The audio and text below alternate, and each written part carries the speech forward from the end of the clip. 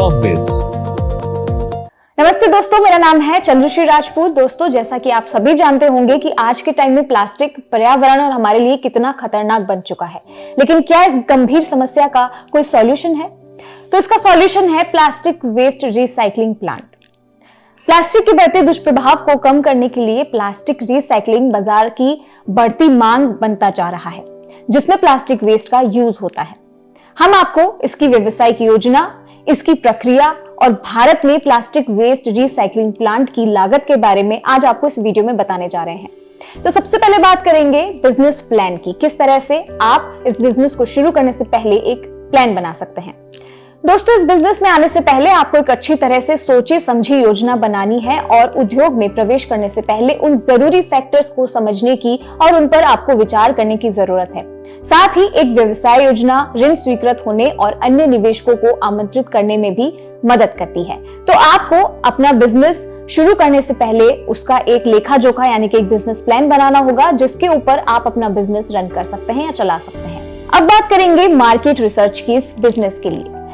दोस्तों, जैसा कि आप इस व्यवसाय में नए हैं अगर, तो आपका इस मार्केट में प्रॉपर रिसर्च करना बहुत फायदेमंद हो सकता है आपके लिए। इसमें आप प्लास्टिक प्लांट पर विजिट कर सकते हैं, बाजार में इनकी बिक्री और इनके कितने प्रकार हैं, मतलब इनके कितने टाइप्स हैं और प्लास्टिक की कितनी मांग है, इन पर भी एक नजर आप रख सकते हैं। एक अच्छी रिसर्च के साथ बनाया गया प्लान आपके बिजनेस के लिए बहुत अच्छा साबित हो सकता है।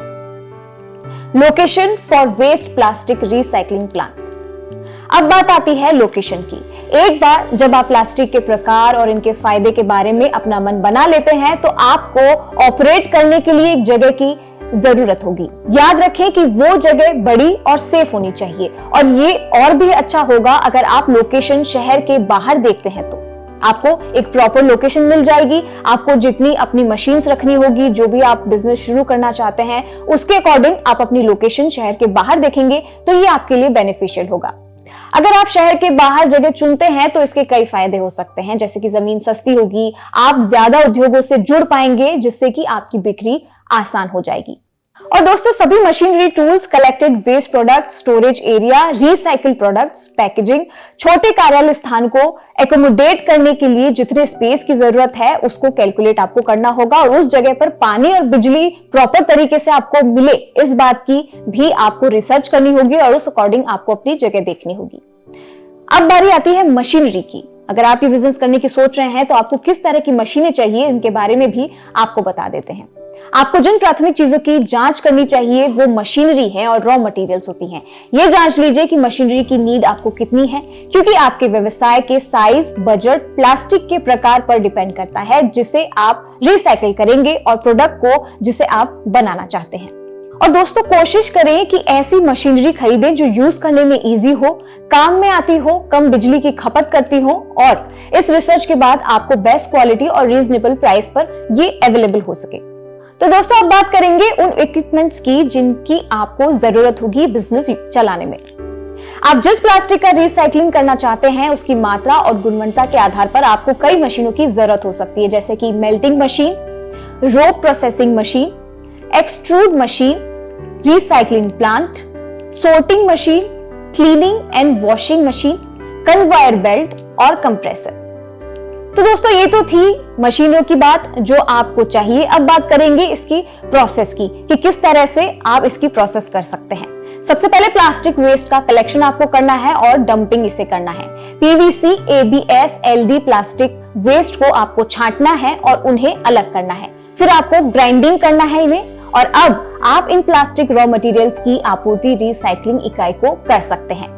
रिसाइकलिंग प्रोसेस अब शुरू हो जाती है, और फिर ग्राइंडिंग प्रोसेस के बाद रॉ मटेरियल्स का कंप्रेशन करना है, पैलेट्स का फॉर्मेशन आपको करना है, और आखिर में चेयर, टेबल, बॉटल का मैन्युफैक्चरिंग आपको करना है।